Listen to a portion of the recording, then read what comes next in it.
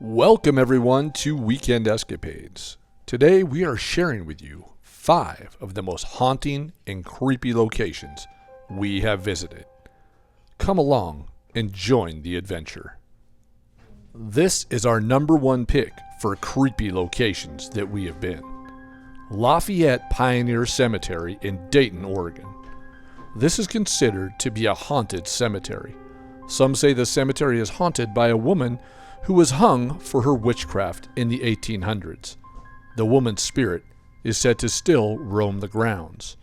Before she was hung, she said that she was innocent and that the town would pay for their crimes and burn 3 times. It's also a fact that there have been 2 fires in this town. Will there be a 3rd? Now, we're no ghost hunters, and we've been here twice, once at night and this time during the day. And as it got darker and started to rain, we saw a shadow figure behind a tree. Now, as I said, we're no ghost hunters, but I still can't get that vision out of my head. Is it haunted? Or was I just seeing things because I was looking through the lens of a camera? Our number 2 location takes us to yet another cemetery.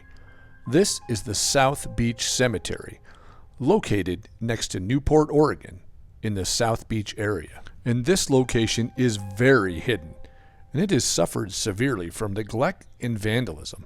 The weather is extremely harsh, and it is slowly turning back into forest, so many of the headstones and sites are covered in underbrush. Now, we've been here several times, and each time it gets more and more dense, with people barely keeping the trails visible.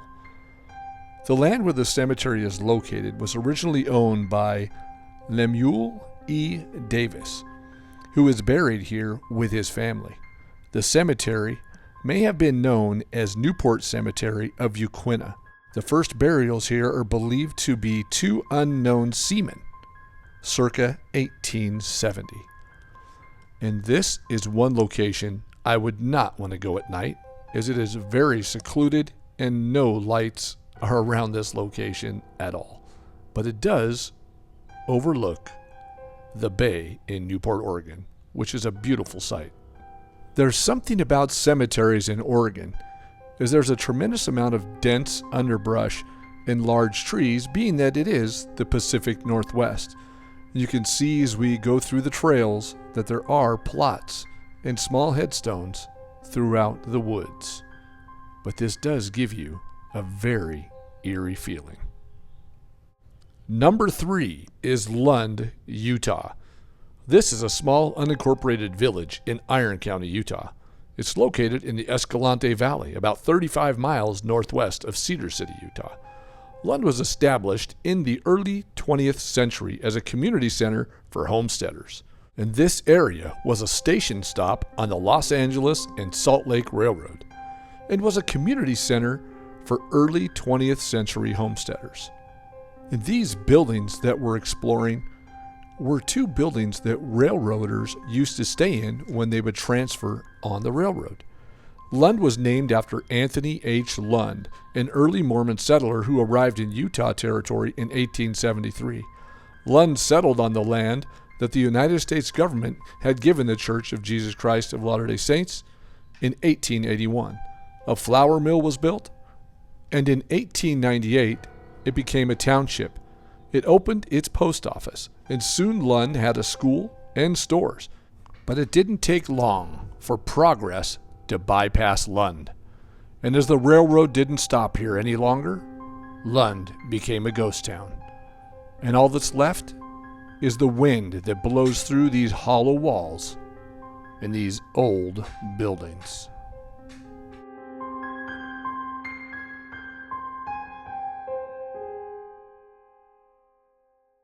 Our number 4 location takes us to Bunkerville, Nevada. This is the Riverside Resort. What's left of it? Now, there was never a more creepy vibe than this location. All of these small cabins and buildings that were left were blown out or burnt out. There's not a window or door left, all stucco and tin, surrounded with these rock structures and stone walls. I think that gives it that real creepy vibe.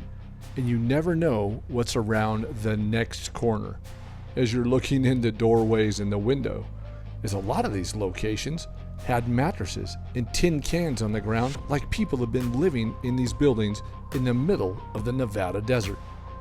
And what makes this area even more scary than its looks is the fact that before we went here, we read that a gentleman would patrol this area in his truck with a shotgun and a Rottweiler and chase off anybody who came on the property. But when we showed up, the fence was open. So we took our chances and were very cautious and had to see what was inside. Number 5. The Goldome Mill. This is a giant footprint in the middle of the Nevada desert. And this location is also the location of amazing art. An artist came here and cut into the tanks, making some crazy murals. And that is no slouch when it comes to graffiti. There is graffiti on every inch of this mill. And walking on the steel and cement covered in gravel gives it a creepy noise on top of the tin that is slapping on the roof in the wind. And when you look through these windows and doors and go around the corner, you just expect something to be looking back at you. And this gives it a foreboding feel. Now, as I had said, we walked through the middle of this building. The sounds of this tin and the wind blowing through here made it very scary. And every time you turned the corner, there was a sadistic looking piece of art staring back at you. Well, this tunnel was one of the scariest parts, as you can see the light at the end of the tunnel, but in the tunnel it gets dark. You would think it would be light, but that's not the way tunnels work. Now, this is again an abandoned factory, an old mining location, a mill. But at the same time, it is an art installation, an abandoned factory, and this crazy artwork staring back at you at every turn. And as we continue to stroll through the old Goldome Mill with its haunted vibes, goodbye from Weekend Escapade and our top 5 creepiest locations we've been to so far. We'll see you in the next one.